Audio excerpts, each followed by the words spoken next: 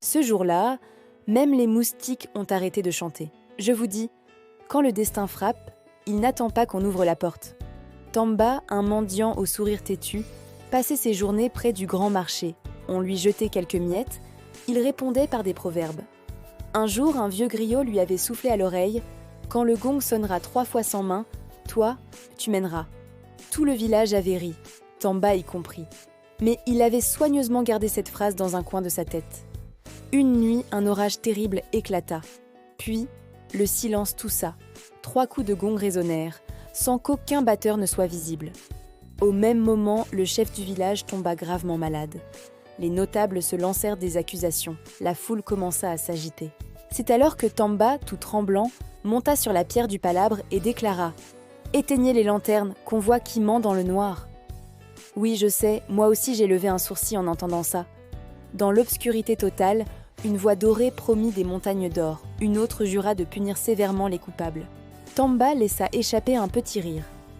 La vérité n'a pas besoin de costume. Il demanda aux riches comme aux pauvres de s'asseoir par terre, mélangea toutes leurs sandales, puis ralluma une unique lampe au centre du cercle. Maintenant, parlez 2 à 2, un puissant avec un humble. Les mensonges commencèrent à s'emmêler, les querelles à se dissoudre. Je vous le dis souvent, un mensonge c'est un bouc, laisse-le entrer, il mange la natte. À l'aube, le chef miraculeusement guéri tendit son bâton de commandement à Tamba. Règne pour ce jour, juste pour voir. La première décision de Tamba fut d'organiser une grande soupe commune. Ensuite, il fit ouvrir le grenier à tous, puis donna la priorité de vote aux femmes. Le village tout entier se mit à respirer, comme après une longue pluie bienfaisante. Le vieux griot, observant la scène, sourit. La prophétie n'avait pas faim d'une couronne, mais d'un cœur qui partage.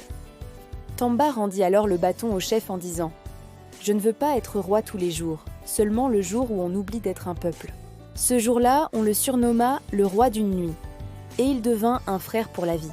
Si cette histoire t'a fait sourire et frissonner, abonne-toi, laisse un like, partage la vidéo, et dis-moi en commentaire quel moment t'a le plus surpris.